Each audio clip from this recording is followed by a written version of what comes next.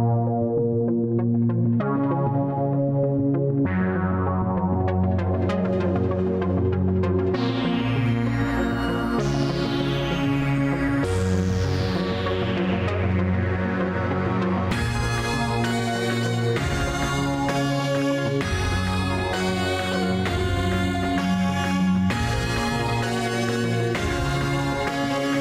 guys, what's going on? Welcome back to another Form Check Friday. We're here at Calgary Barbell headquarters.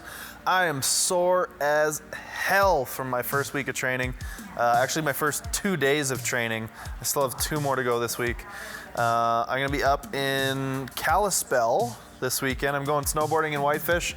Gonna go to a gym there that apparently Dana, Lynn Bailey, and Rob train at, and yeah, maybe that'll be really cool. I'm kind of looking forward to it. So anyways, let's get to the form checks here. Our first one here comes from Mohammed. Now, Mohammed is doing some deadlifts, and you can kind of see here, things look pretty good from this angle at the start. As we continue, things deteriorate a little bit. So the back starts rounding, the knees start caving a little bit. And generally, Mohammed, you're doing a really good job of being patient off the floor, which is often something that I encourage and try to get people to do, and something that I'll cue people into if they're not doing it already. But you're doing a decent job of maintaining your position. But as you fatigue, things are starting to fall apart. He said that generally 70, 75%, etc. In that range, he can really maintain a better technique, but this is, I think, 80% 4x4 or so. And he says around this sort of weight, things start to break down. One thing I'm noticing is, Mohammed, you're not wearing a belt. Maybe using a belt would help you keep your trunk a little bit tighter, because the 2 biggest things, like I said, are the back starts to round and the knees start to cave in a little bit. Another thing I would recommend is doing some pause deadlifts to really reinforce good positioning. And lastly, I would recommend reducing your training loads and your training max to what you can lift with technical proficiency. A lot of times, if you get heavy and technique breaks down, you're too heavy. So I would train with weights and rep ranges and intensities, generally speaking, that you are able to maintain good technique for 80% or more of the reps. So if we're starting to see this kind of stuff happen, we're starting to see the technique break down, then I would just use a little bit less weight and try to cultivate perfect reps. Our next couple of videos come from Blevins. I don't know, I didn't get a first or last name, so Blevins is the email address it came from. And we're doing some conventional deadlifts first off, and it's pretty apparent what I'm going to take issue with here. Just super, super rounded out. I was gonna recommend maybe try some sumo deadlifts, and that was the second video he sent in, was some sumo deadlifts. Still quite rounded out, but much better than the conventional. I think the biggest thing is we're not able or kinesthetically aware of what a good position is and feels like. So I've recommended before the cat-cow stretch. It's like a couple different yoga poses that you can go back and forth between, and that should help you get an idea of back extension, anterior and posterior pelvic tilt, and just get you feeling what it's like to be in those positions, because we definitely need to see more extension and more anterior pelvic tilt. And anterior pelvic tilt is kind of like sticking your butt out behind you. Think figure model, trying to make her booty look more juicy.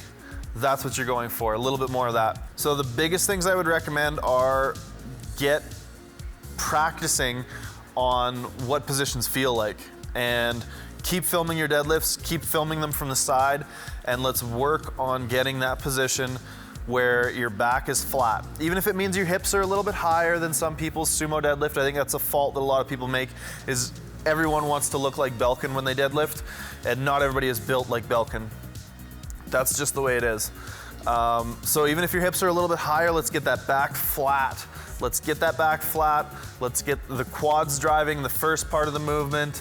Let's get hip extension finishing the movement, all that good stuff that I preach all of the time. Let's just take a few steps back. Don't worry about the weight on the bar for now. Just worry about being able to get into a good position. because it's not even that you're not strong enough to hold the position, it's that you're actually struggling to create the position in the first place. So some stretching probably. If you find that foam rolling and things like that help you loosen up and get into better position, the biggest thing that I would recommend is just pulling into position on the bar over and over and over and over again until it makes sense and looks good. And then once you can pull into position, practice deadlifting while holding that position. So a few steps back, let's get some basics down and set a good foundation for you to get strong and stay healthy for a long time.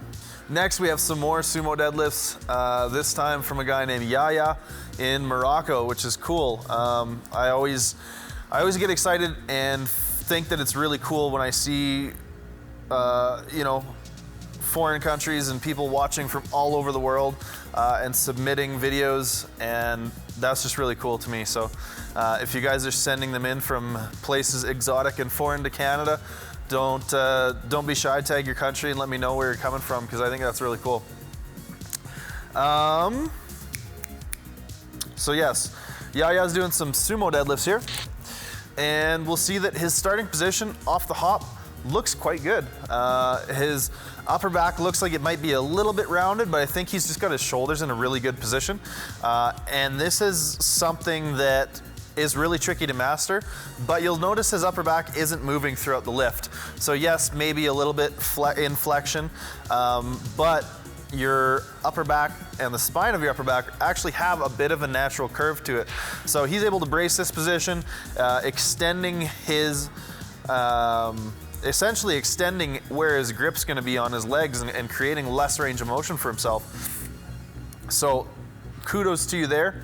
One thing I think you need to do a better job of is maintaining your lower back and the extension in your lower back throughout the lifts. I think especially by the time you get to your last rep or so here, you're starting to get pulled out over the bar. We're starting to round in that lower back, and it's starting to kind of fall apart as the set goes on. So a couple things I would recommend. Number one, dead stop all your deadlifts. Don't touch and go, because it's causing you to get loose and it's causing you to lose position, which goes hand in hand with getting loose. The other big thing I would try to get you to do, like I said earlier, is just hold some extension in that low back. So make sure you're pulling into position every time. Get practice starting in good position. You can even kind of reset between reps.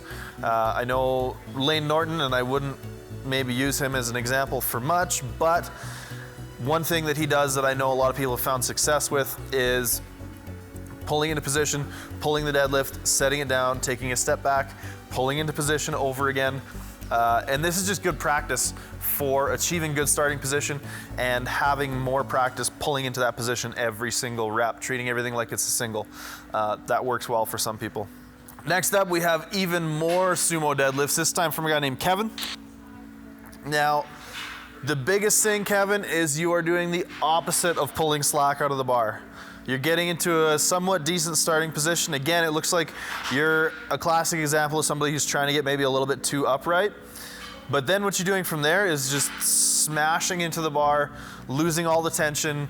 The bar's pulling you out of position. You're getting pulled onto your toes. All sorts of things are going wrong there. Now, you just really need to cultivate patience. Sometimes with conventional deadlifts, you can get away with kind of hitting the bar a little bit more.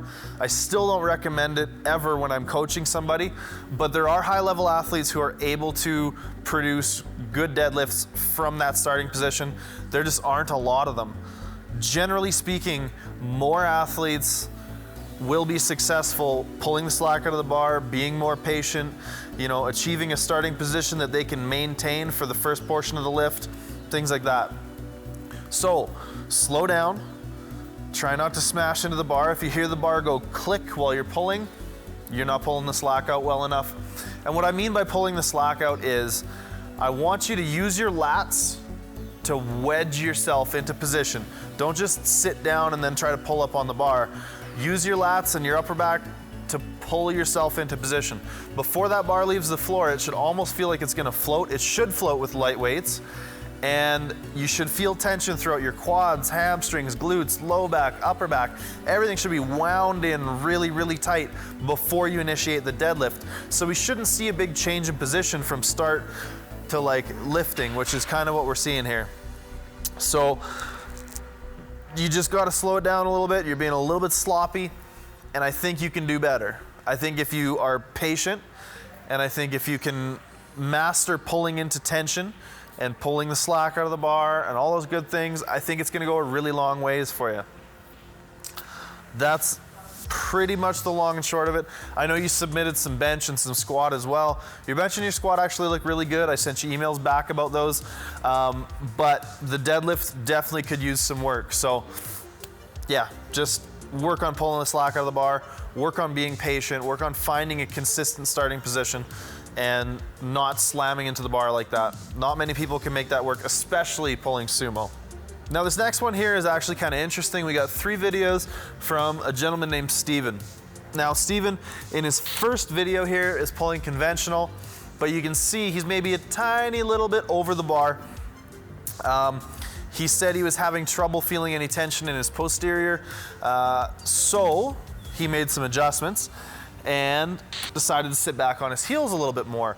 But he found that this made the lift really, really challenging off the floor, and he was missing weights that he was able to lift with his previous technique. So what I would say, Steven, is for your conventional deadlift, I like that you're sitting back on your heels more, but I think you've also sat your hips maybe down too far at the same time, which often goes hand in hand and can make the lift very, very challenging off the floor. So if you can get into the habit of sitting back on your heels like that without dropping your hips too far, that should help you clean up that conventional and make things feel both like your posterior chain is working, as well as not making it impossible off the floor. Also, Steven sent in some sumo deadlifts. Now he says his sumo deadlift feels really good and feels really strong, but he feels like it's not optimal. Now the biggest thing that I'm seeing with your sumo deadlift, Steven, is that it's a different thing that you're not being patient for off the floor. You're not losing positioning, but one thing you are doing is you're trying to pull back too early.